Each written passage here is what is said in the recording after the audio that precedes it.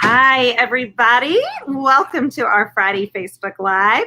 And we are so hoping that you join in. I'm going to give everybody a few seconds to join in with us. I see people kind of starting to hop on, but I am here with Dr. Chris Bessent, who is the creator of Herbsmith, which is a line of supplements that we carry in our store and love. Many of you have purchased the Herbsmith supplements from us. And so I invited Dr. Bessent on today to talk about her line. I've heard her speak many times at several events that I've been to, and it's always so informative. And we, of course, love the line and back the supplement line, but you've always been a wealth of information. Every time I hear you speak, I swear I learned something new. And so we wanted to have you on and have you introduce your products and talk a little bit kind of about who you are and where your background. So maybe we'll start out with that. Tell us a little bit about how you got started and what your background is. Yeah, I've been a veterinarian for 30 some years and have practiced all of those years holistic medicine. So actually, let me take that back. For the first 5 years of veterinary practice, I just practiced regular veterinary medicine. And as I kept seeing patients that I couldn't fix with traditional medicine, I got introduced to veterinary chiropractic, and then from there introduced to veterinary acupuncture. And of course, if you're going to use acupuncture, then you need to use Chinese herbs. And if you're going to use herbs, then you need food energetics. And this journey that I just went down professionally. And my whole goal was to be able to help every pet that came my way. And I just felt like I needed more tools in my toolbox, and that drugs and surgery are great when you need them, but there's so much more out there that you could do and be proactive about your pet's care long before you needed surgery or pharmaceuticals. And so that's really, I went and took the best training available in the world. So for veterinary chiropractic, that was in the early 90s. And I was the 62nd veterinarian to learn how to do chiropractic on animals through the American College or the American Veterinary Chiropractic Association. And I practiced for a good 6 months and charged no one, and said at that point, it was so new. And I said, I can guarantee that I have the best training in the world and that I absolutely will not hurt your animal, but I don't want to risk my veterinary reputation on a fad. So I said, just, I will do this for free. And then I just want your honest input. Did I help them? Did I not help them? And patient after patient after patient said that or client after client said that their dogs were better than they've ever been before.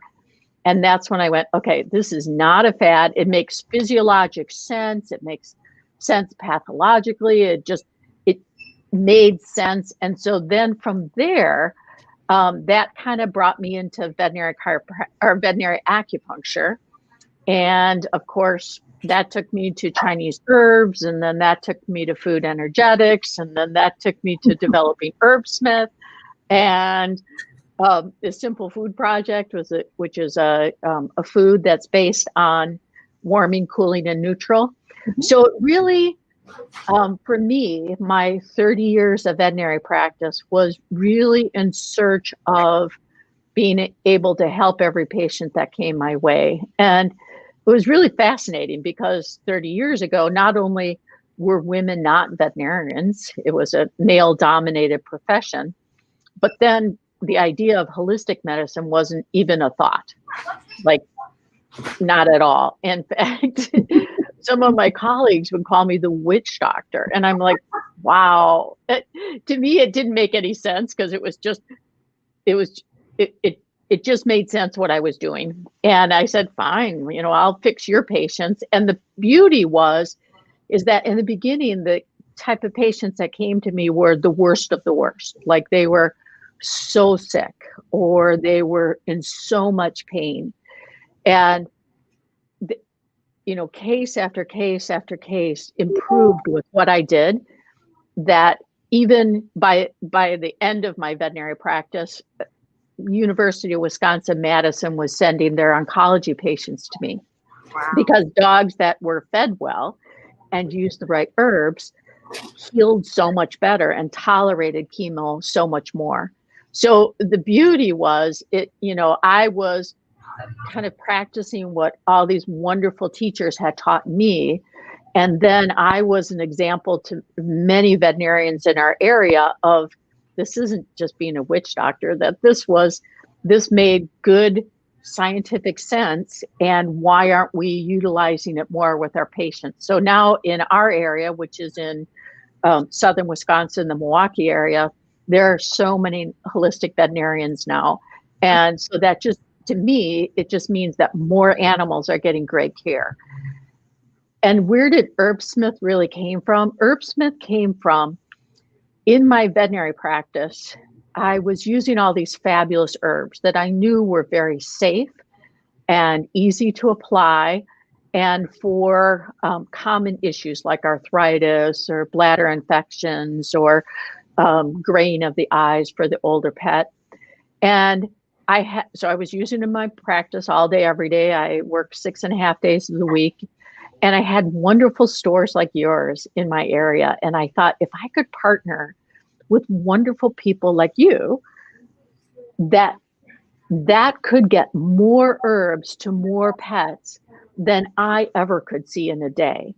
And so that's really where Herbsmith came from. Is, if you remember, Herbsmith was originally just 6 formulas. They were just 6 Chinese herbs that I used every day in my veterinary practice and knew them very well and knew they were safe and knew they could be easily applied.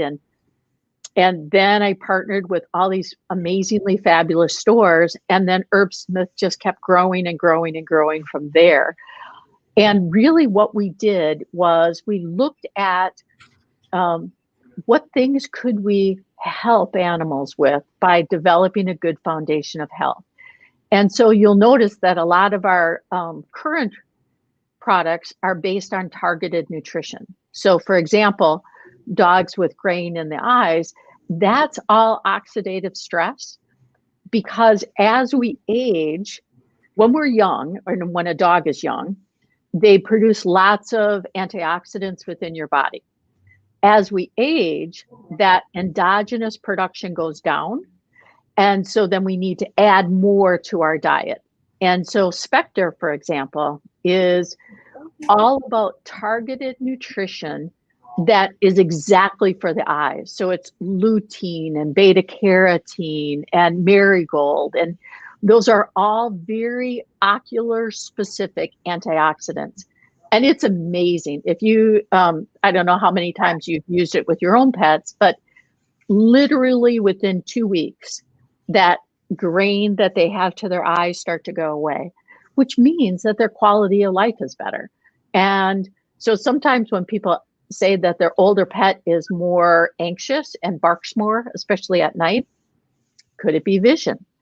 And a dog can't say, wow, I can't see very well at night, like a person would say. But once you use Spectre and they can see better, they start behaving more like themselves again. Feeling better. Well, and I think it's one of those things that, right, we accept as the normal, but it doesn't have to be the normal. It very much is not normal. And that if we give them the right supplements and give them the right nutrition, that it doesn't have to be that way. And I think that it's one of those things that, especially being in rescue, that has changed my mind about nutrition, is things that I accepted, like even down to like fatty lipomas, fatty tissue tumors. I accepted that as a normal, but then once I started feeding my pets in a different way and making sure that they had the appropriate nutrition and supplementation, those went away. And those aren't a thing for us anymore. And so I had accepted them as the norm, like, oh, well, my breed's just prone to it, but they don't have to be. Right, 100%. Yeah, and I think that was like a turning point for me in my veterinary practice. So I had, learned all of these great modalities and been applying them. But what I saw is that every single day, animals that got fed well healed well. And that was profound because it just made me look good, So they had this amazing foundation of health. And all I had to do was kind of direct the body in the right way for it to complete that, for it to be as healthy as they possibly could be. And it was amazing to me because you're kind of taught in veterinary medicine that nutrition is great. Yeah, we all need good nutrition, but it's not like like a game changer. And I would say that's not true. I've seen so many patients, so many animals that as soon as they were switched to a good diet, that they dramatically changed. Like their hair coat became brilliant colors and depth of color, and their attitudes improved. I mean, everything can get better within weeks. You must see this every single day, where veterinary medicine is kind of taught that, nutrition will make a difference, but it's like over years. And that is not true. It can be really, really dramatic. And I would say a lot of our Herbsmith products are exactly based on that, for example, Senior Dog Wisdom. Do you guys use that one? Yes. I have it here somewhere, but yes, we do have it. That is such an amazing, it's targeted nutrition for the brain. So as we age and our brain slowly but surely kind of is more subject to the oxidative stress, when you add these herbs and these nutraceuticals to it, so the branched chain amino acids, leucine and L-carnitine and isoleucine and ginkgo as a herb, when you add those to their diet, the brain can just have the nutrition it needs to perform to its fullest. So you definitely see dogs that had dementia that are starting to come back to being themselves again. So it's really been rewarding. And I think for me, it's been a way to expand my veterinary knowledge beyond myself, that by partnering with you, every bottle that you give to a client, even though I'll never meet them and I'll never know their dog, I had a positive effect on their lives. And that's really exciting.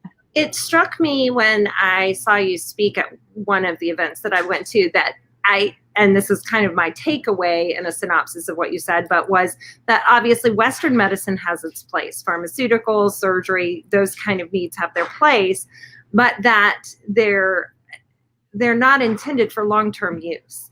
And the idea of, and I think sometimes we see customers who come in and they're like, yeah, my dog takes carprofen every day, or my dog takes tramadol every day.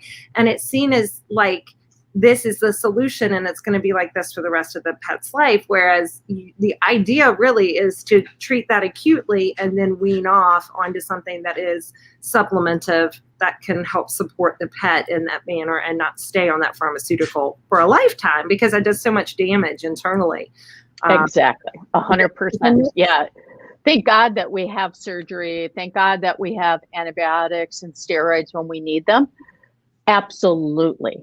But if we can develop a better foundation of health through food and supplements, that is the ultimate. And then when we need a pharmaceutical, great, we use it. And then we can use it for a short period of time so we don't run into all the side effects that are damaging liver and kidney and all of the other negative side effects that go on to it.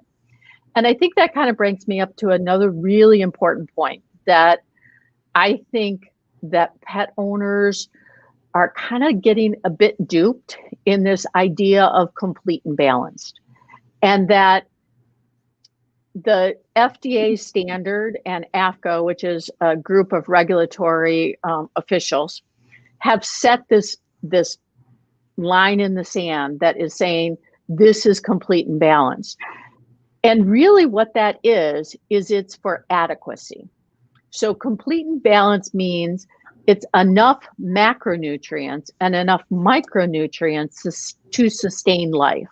And macronutrients are enough protein and fat and fiber, and micronutrients are the right vitamins and minerals, and that is super important. So don't get me wrong. I mean, you and I, everybody agrees that you need this basic adequacy. Yeah. But the problem is it should be said that this food is adequate.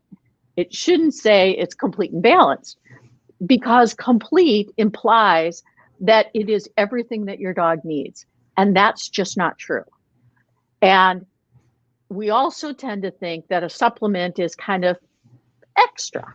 You know, like if you have a little extra money, that would be nice to do. Or if your dog has an issue, then you're going to do it. That really is shortchanging your pet. So if you understand that complete and balanced isn't really complete, it is balanced for macro micronutrients and is complete for macro micronutrients, but it's not complete for phytonutrients like glucosamine. It's not complete for antioxidants, which is a huge, huge issue. It's not complete for omega-3 fatty acids. There's so many things. It's not complete for healthy bacteria. And I would say those four things are super important that you need to add to every pet's diet. And can I take a minute to explain those? Say those again. So you've got four things that you recommend adding to every pet's diet. Glucosamine. So you absolutely have to have a glucosamine. So that's number one. Number two is healthy bacteria. Number three, 4+. there you go. Number three is antioxidants. So that could be like Spectre or nutrients or senior dog. And then the last is omega-3 fatty acids.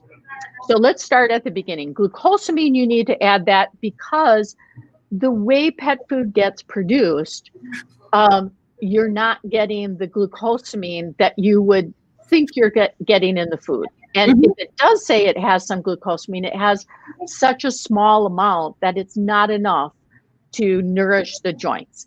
And the best way to think of it is we feed our pets shelf-stable food, but in reality, what would they eat in the world? They would take down that small prey.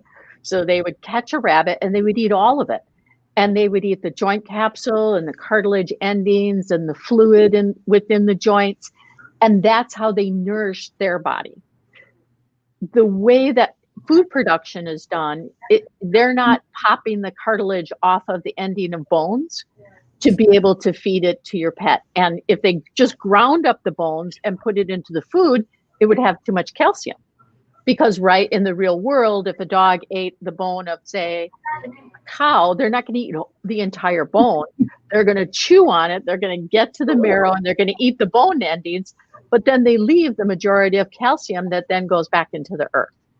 So glucosamine is something that absolutely, some joint supplements, so glucosamine, chondroitin, hyaluronic acid, any of those things nourish the joints. And I think what's really profound is you don't do it just when they're old and they already have arthritis. They have arthritis because of chronically not having the nutrients that they need. That's what struck me so much when you said that, is like, it's a preventative. We've had this mindset that glucosamine is a solution for a problem, but it's really the preventative so that the problem doesn't occur. Exactly. It's really providing the nutrients that they would normally have gotten in their natural dietary pattern that we're not providing to them. So again, complete and balance is not complete and balanced for glucosamine. Then healthy bacteria. So the FDA is very strong on zero pathogenic bacteria is allowed in food. So E. coli, salmonella, listeria, you hear about those recalls all the time. And I can appreciate that that is true, that you don't want to buy a dog food that's just laden with salmonella. Even though it won't get the dog sick, it could get a child sick or an elderly parent sick. But the problem is kind of like throwing out the baby with the bathwater, because you so sterilized the food, you killed all the good bacteria with the bad bacteria. So yes, you're not going to have E. coli salmonella, but you're also not going to get the lactobacillus and the bacillus species and all the other healthy bacteria that your gut needs to be inoculated to maintain good health. And so much of the immune system and so much of the body's health is so directly tied to a healthy gut. So healing that gut is really, really important, and keeping that gut healthy. Right. So your raw people, that's fabulous. They're definitely adding more bacteria to their guts, and you're definitely getting more. But I would even say, even for a raw fed, I would still add healthy bacteria to that, because the more you flood the gut with good bacteria, the more good bacteria takes over and competitively inhibits the growth of the bad bacteria. And some raw foods now have to have some kind of kill step involved. Yep. So again, it's altering the balance of that bacteria. So adding in probiotics. Even HPP, if you do high pressure pasteurization, it's basically taking that meat and putting it under 85,000 pounds per square inch of pressure, which kills the bacteria, good and bad. And so now you're getting, it's definitely hugely better than kibble, but it's still void of healthy bacteria. So that's the second, is healthy bacteria. And we have third from Herbsmith, which is a great seller for us. We do very well with the Microflora Plus, and it's a great product. The third thing is antioxidants. And antioxidants are absolutely necessary every single day in every single meal. And the reason being is oxidative stress is a normal part of your metabolism. And we all produce these free radicals that kind of bounce around in our body, damaging cells. And when they damage cells, then the immune system has to get rid of that damaged cell and try to keep the body only with healthy cells. Well, what sort of things happen with oxidative stress? Cancers, autoimmune diseases, because now they're attacking themselves, trying to clean up all these damaged cells. Diabetes, heart disease, liver disease. I mean, just the amount of chronic inflammatory diseases are huge. And I strongly believe that a huge component of that is there's kind of twofold. One is that we tend to feed really pro-inflammatory diets. So dogs are carnivores, cats are absolutely carnivores, and we tend to feed them more high carbohydrate diets, which is pro-inflammatory. And then, so we got a lot of inflammation going on. We have a lot of free radicals being developed, and then we're not feeding enough antioxidants to neutralize those free radicals. And that's what's causing pets, in my opinion, to that Labrador who turns gray at 5 years of age, that older dog with the graying of the eyes, dementia in older dogs. All of that is oxidative stress. And we need to fight it kind of every step of the way. And as I was saying earlier, when you're a puppy, you're producing a lot of antioxidants within your body. So for example, humans, vitamin C is essential. Dogs produce vitamin C on their own. So if they get sick, their liver produces more vitamin C, more antioxidants. But as we age and as our pets age, that natural endogenous production of antioxidants go down. So now we really need to add fresh berries or broccoli or all of the superfoods like a beta carotene, sweet potato, all of the superfoods that are brightly colored. And those are all antioxidants that are going to help give the body what it can't produce on its own anymore. And some of our products are just that. They're targeted antioxidants to target particular areas. So the Senior Dog Wisdom for the brain, Spectre for the eyes, Nutrients is for everything. So it's just producing the most bang for your buck in having the most antioxidant product potential in the smallest amount of fruits and vegetables, because dogs are carnivores. So they'll, most 50% will eat fruits and vegetables. The other 50% are like, I'm not touching that. So, and they should get a small amount of it, right? Mm-hmm. So we better make sure that what we give them is the highest, it has the most antioxidants possible.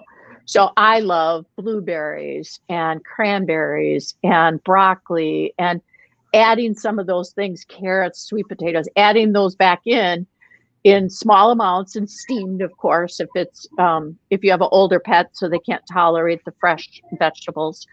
But you can also add it in just as a supplement, like nutrients.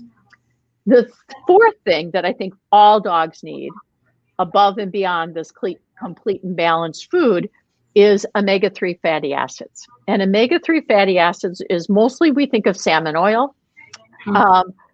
And it's mostly from marine sources, but it can also be from grass-fed meats. So grass-fed beef will have a really high omega-3 fatty acids. And the reason why you don't see it in pet food is, one, because it's expensive. And the other is because it gets rancid really easy. It oxidizes easily.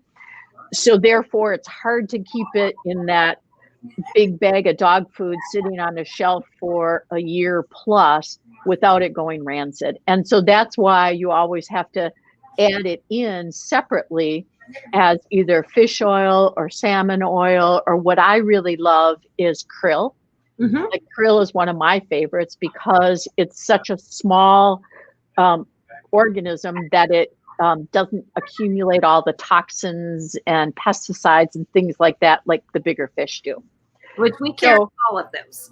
we carry all different kinds of omegas, and I recommend, and I think you would agree with this, in some rotation of the omegas that you provide. So that you're not 100%. Providing, the same omega source all the time, as, some rotation and all of that.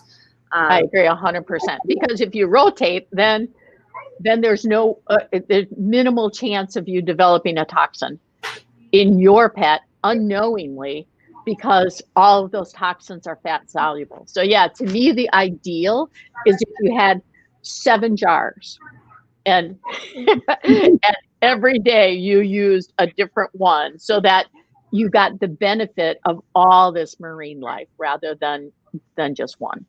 Yeah, it certainly makes sense.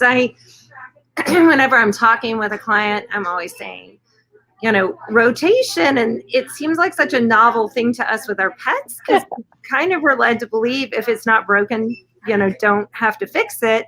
But the reality is we don't eat the same thing all the time, and there's a good reason for that. We wouldn't have a very good nutritional path if we were eating the same thing day in and day out. If I ate, cereal in my bowl day in and day out, I wouldn't be all that healthy. And they're scavenger carnivores, which their nature is to find different things all the time. It's like, you're never going to see a dog go, I only eat rabbit. I will not eat that with a 10-foot pole. Exactly. So it kind of goes with their nature as well, that they can tolerate all sorts of different things. But you're right. We were trained that once you're feeding one food, just feed that for the rest of their lives. And it, I think it was so easy to do that we didn't question it. But thank God that we're questioning it now, because it's crazy. You wouldn't feed your kid bologna every day, their entire life, nothing else but bologna, and think that, ooh, that's scientific. No, that's nuts. We've got they agree. That, but it is true, and it is one of those things that I think is so interesting when you start to apply that, and we start to talk about adding in things to bowls and building better bowls for our pets, and that that kibble can be a good base if you treat the toppers with regard to what you want to add in for your pet, and that. The other thing I think you touched on is talking about the carb richness of kibble. And that's done from the standpoint of having to obviously have the meat bind together, but it does add in such a carb load, and especially for cats. And I had spoken to you earlier when we were talking about this, about one of the things that I love the basis for all dogs need supplements as preventative measures, but we don't frequently think about that for cats, even as a source of fixing problems. I mean, cats and supplements, I think, are so underrated. We don't talk about that at all. So Right. yourself some to, like you've got the Sound Kitty joint support here. And I've got your other cat supplement, the bladder care in here as well. But then some of what you think is more cat specific. I mean, bladder care, of course, with cats, because cats really struggle, especially if they eat kibble, with urinary tract health. But talk some about cats and the importance of these things for cats as well. Yeah, I would say that cats are the most nutritionally abused animals. That cats they're not just little dogs. They are very unique in their physiology. And one of the things about, kind of two things about cats. I always have two things. One of the things about cats is that they're truly carnivores. So they should have the majority of their food be meats and organ meats, and then the fruits and vegetables should be pre-digested berries that bird might have eaten, and then the cat would eat that pre-digested berry. So number one is that they're carnivores. And in that being a carnivore, they just physiologically cannot manage high glucose levels. And I have a whole hour talk on the physiology of why cats can literally not, they don't have the enzymes in their liver to break down high glucose loads. So when we feed a cat a high glucose diet, it is like 100 times worse than feeding a high sugar diet to a human, because the glucose is coming from the carbs. The glucose is coming from the carbs. Mm-hmm. So that's why we see so much diabetes and so much obesity in kitties, is literally they cannot metabolize the amount of sugars or carbohydrates that they eat in their food. So that's a huge component. And then the other is that a cat should get the majority of its moisture from its food. And so there was a study done at UC Davis that looked at cats in nature and what they ate and what the moisture content was. So of the small prey that those cats ate, mice and little creatures and birds and those sorts of things, they had a 67% moisture content. And cats should get their moisture from their food. And in a dog or a human, when our blood starts to thicken, our brain, the thirst center of our brain says, you're getting dehydrated, you need to drink more. Cats don't have a sensitive thirst center of their brain because they weren't adapted to that. Cats should be getting the moisture from their food.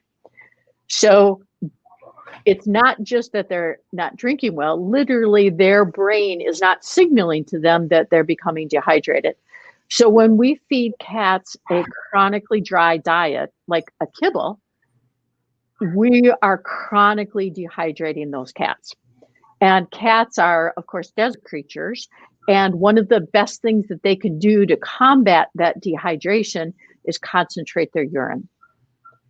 And so when they concentrate their urine, that's how you start to get changes in the pH, and you start to get inflammation of the bladder wall. And you start to develop all these urinary tract issues, recurrent bladder infections and crystals in the urine and stones in the urine. And all of that is kind of this cascade to protect themselves from this chronic dehydration. So bladder care is all about that. So not only is this chronic dehydration occurring, the high carbohydrate diet is grains just in general tend to have higher magnesium. So when you're feeding a carnivore a higher carb diet, a higher grain diet, you tend to have more magnesium that then gets excreted into the urine. So now you have concentrated urine, inflammation of the bladder wall, changes to the pH, and now you drop in the minerals that allow the crystals to occur. And the cat is dehydrated, so they're not urinating very much. They're holding it all. So it's like the perfect storm for bladder disease to happen. And that's what happens. That's why bladder issues are such a huge issue for kitties. Yeah. To me, it's just the tip of the iceberg. The bladder condition is the thing that makes most pet parents say, "Ooh, I need to do something about this." But it's so much more than just the bladder condition. So what bladder care does is it has D-mannose, which is a long chain sugar that drops down into the bladder. And then every time that kitty or dog passes urine, the bacteria stick to it and go out with the urine, is voided out. The cranberry in it changes the pH. And also one of the antioxidants in cranberry attached to the little fingers on the E. coli and stop the E. coli from being able to bind to the walls of the inside of the bladder. And then the other in bladder care is a whole combination of really cool herbs that decrease the heat and the inflammation on the inside of the bladder wall. So from a Western perspective, we would say the majority of bladder infections are E. coli. Mm-hmm. And we would say that is a bad E. coli that just went in there and invaded. Chinese medicine would say the opposite. They would say that the E. coli invaded because it could. It was imbalanced, yeah. Yeah, because the environment was like a perfect environment for the bacteria to grow. So it had a really high pH, and it had a lot of inflammation, and it had all the right minerals and stuff to develop.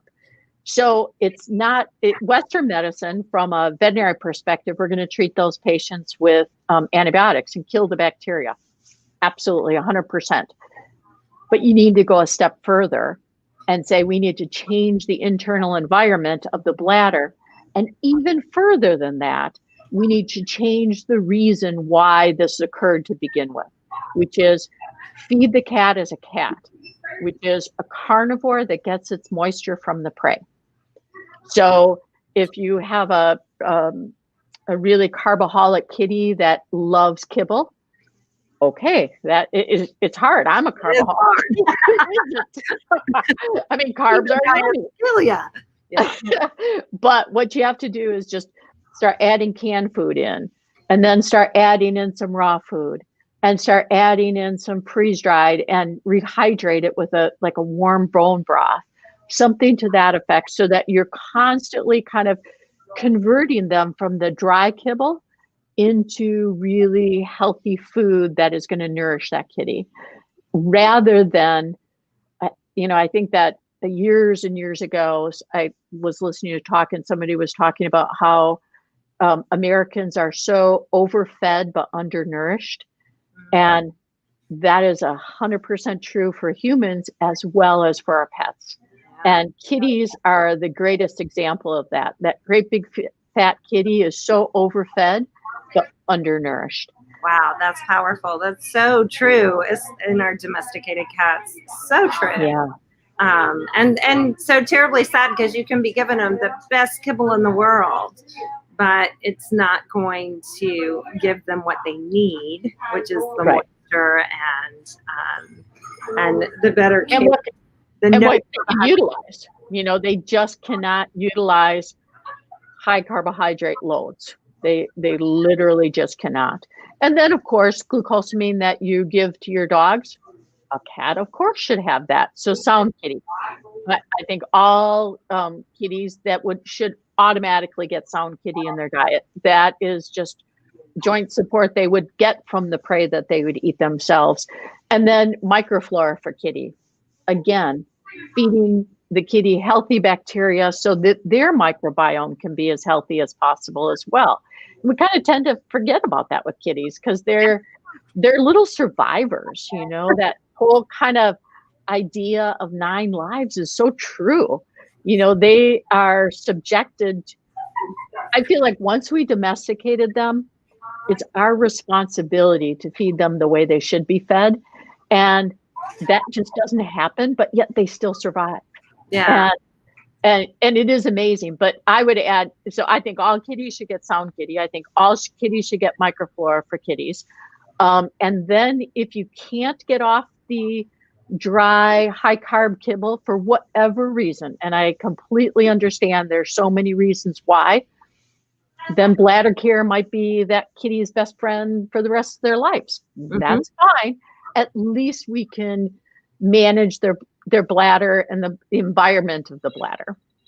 Yeah, and finding ways to be able to add in moisture where you can. I've talked to a lot of cat owners where I've said, okay, if kibble's the way you've got to go, add in moisture in the places you can, add in a little extra wet food, find ways you can give bone broth or goat milk or things that your kitty might like that have a high moisture level to be able to combat the dry food. Yes. Just to be, because cats are, I mean, while they need that moisture, they can become so addicted. So it can be such a process to get them off of the kibble. Right. And part of kitties is that they're averse to any change.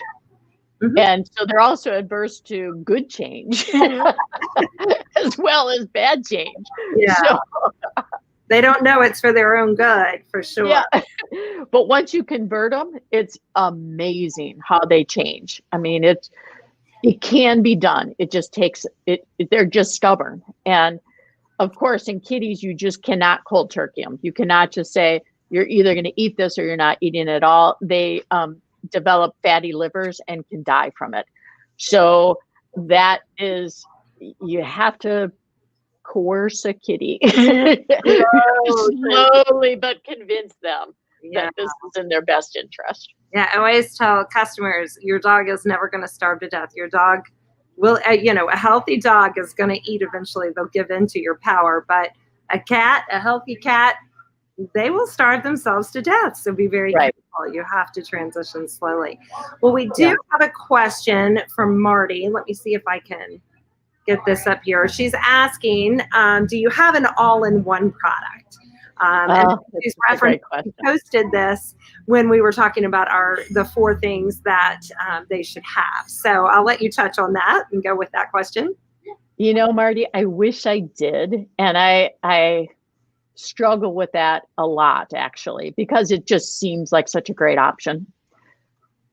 Unfortunately, to me, it's all about a therapeutic level, and just giving the presence of something is not the same as giving a therapeutic level.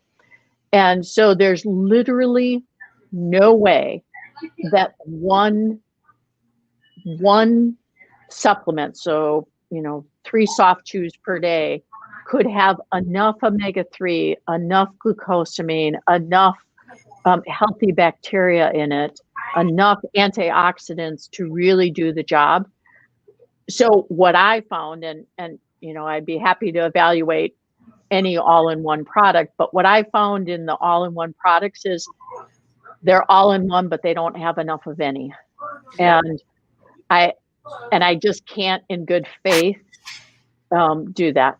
I mean, it's a great marketing tool and people love it and it's wonderful, but it literally is not giving you what you think you're getting. And what I found is, and kind of, part of what shaped my future and my doing this with Herbsmith is that in my veterinary practice, I would have old dogs come to me and with terrible arthritis. And of course, the first thing I'd say is glucosamine.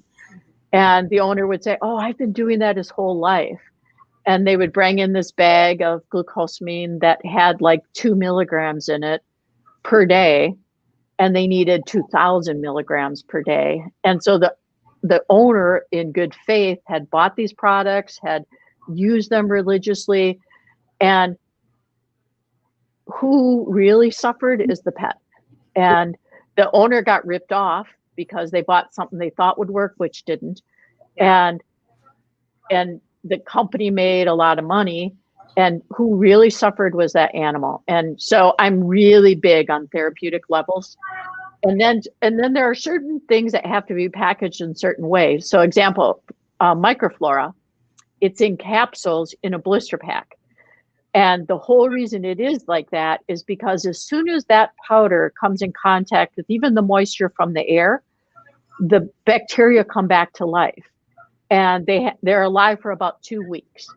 So is that 2 weeks going to be within your dog's GI tract, or is that 2 weeks going to be sitting in the warehouse in Chicago waiting to be transferred to the pet store that then you're going to buy it and then you're going to use it?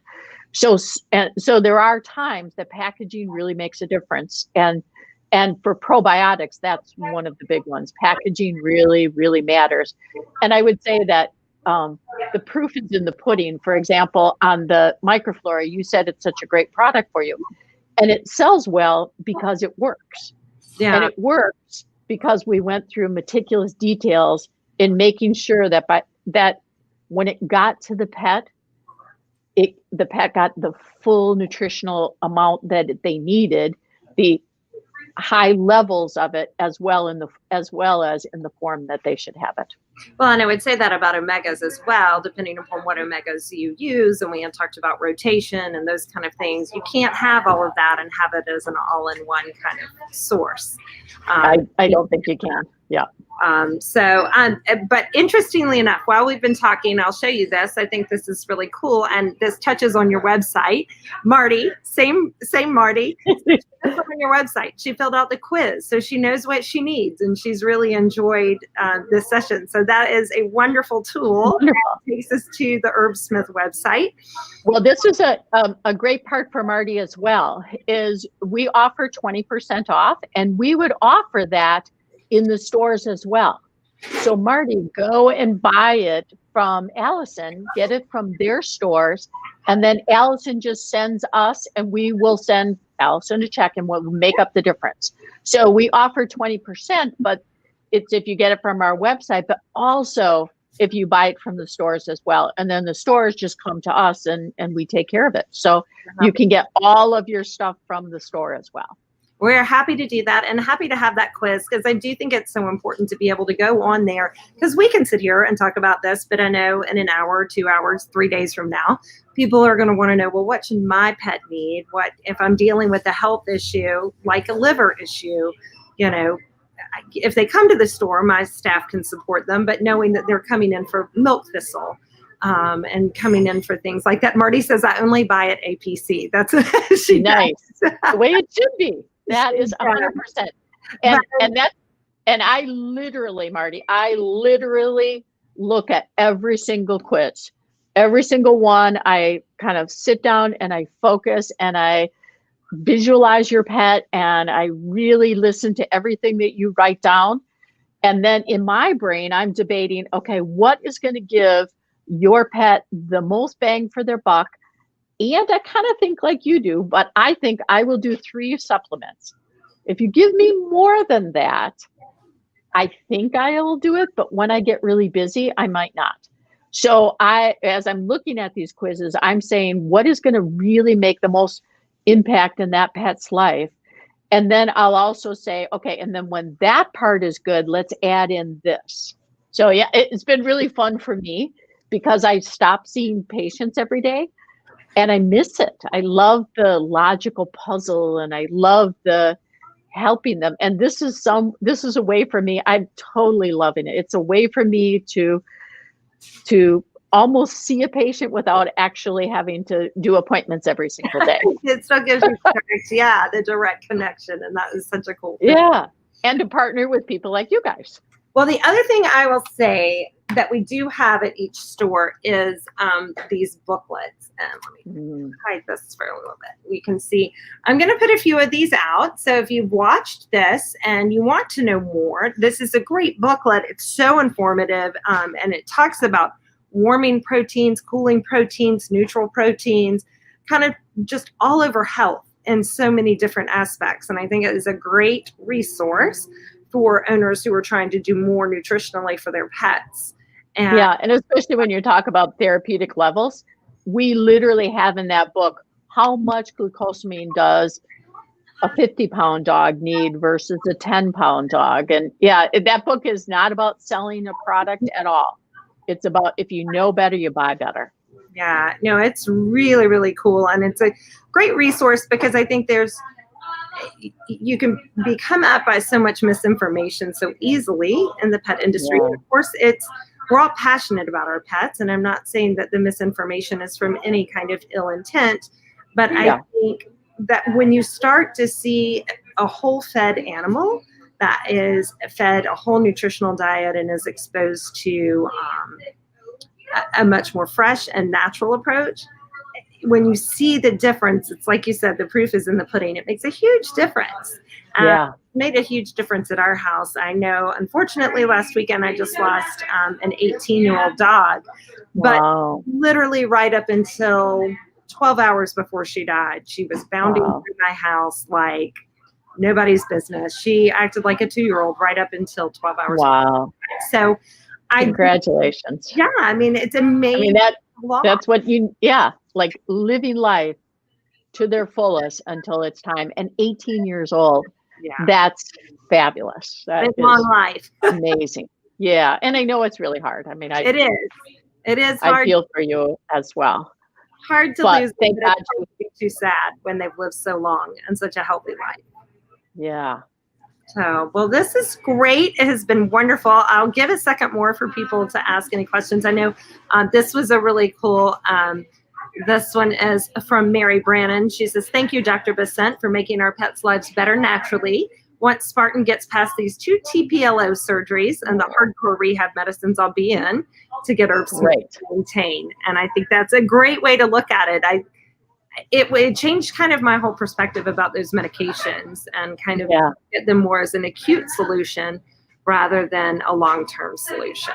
Yeah, like that dog should be getting sound dog viscosity, and you should have comfort aches on hand. So as you're coming off of the big pharmaceutical anti-inflammatories, go to comfort aches. And then that's kind of, if Rimadyl, Medicam, those sorts of things were a 10, comfort aches is about a 6, but it doesn't have any of the negative side effects. And then as she's doing the rehab and getting her muscles strong and having everything adapt to the TPLO, the herbs can help to keep them pain-free and functioning to their fullest, so that all the tendons, ligaments, and muscles can adapt.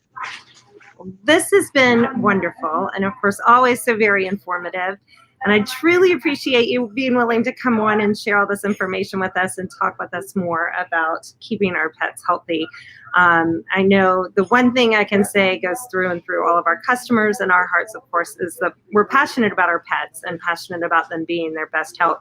And I probably am more passionate about my pets' health than I am about my own or children. That is so true. About that and about giving them the best diet. And so I truly appreciate you being willing to come on with us. Let's see. So we have this question really quickly. We'll let this be our last one. But I have an 11-week-old golden doodle puppy. I feed her raw diet. What should I give her? And I think, as you touched on, it's still your 4 recommendations. It's still giving the probiotics and prebiotics, giving the omega-3, giving the joint supplement, and giving an antioxidant supplement. Exactly.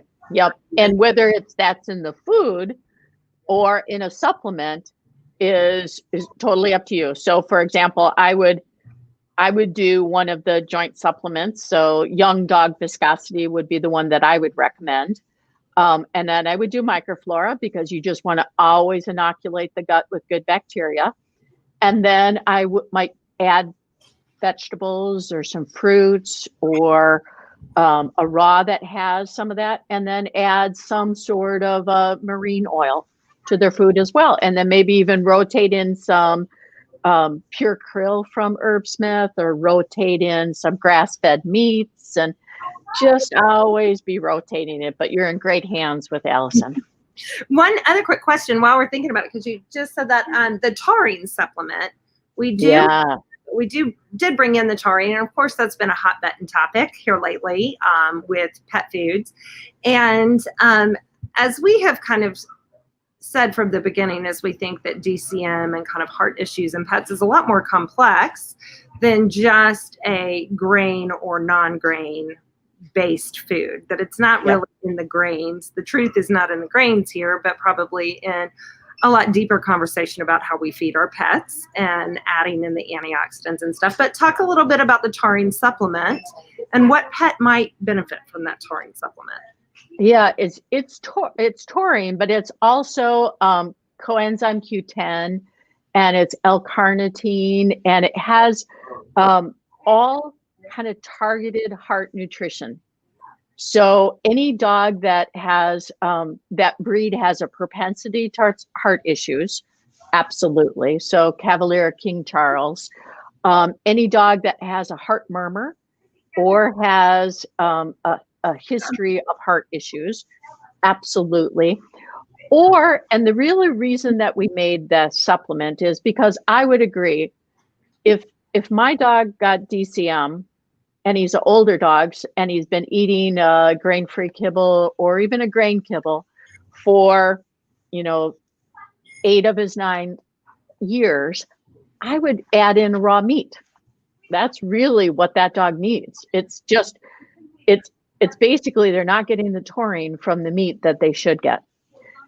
But as we all understand, there are certain times you can't go off of that kibble for whatever reason, that he has such a sensitive GI tract and that owner's life is so complicated with other things, they just can't bear trying to switch him to another food. Taurine boost is your answer. So it was really made not to replace healthy food. It was really made for targeted heart nutrition for dogs that tend to have heart conditions.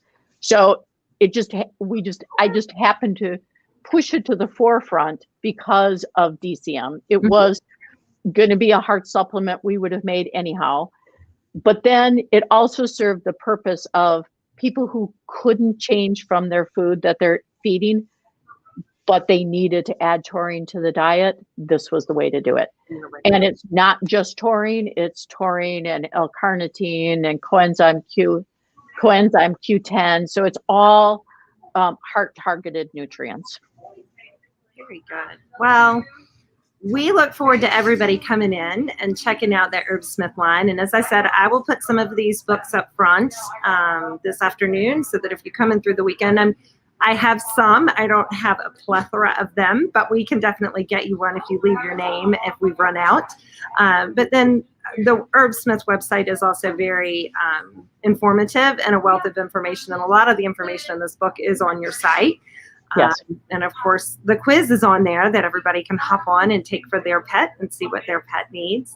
But and take that quiz right to Allison and say, here's what Dr. Bessent recommends. Yeah. Can you get this for me? And I'm sure you have everything in your store anyhow. So why pay for shipping when you can buy it right from you? Right here, and you can buy it on our website too. We have it available on our website through e-tail for local delivery. Nice. Store pickup. So we've got it everywhere you need to purchase it. We've got it there. So definitely take a look. Well, we really appreciate your time today and all the information you've shared with us. And we really appreciate this line. It's a great line for pets, and we certainly appreciate all the care you've given all the animals. Thank you. Thank you so much for joining us.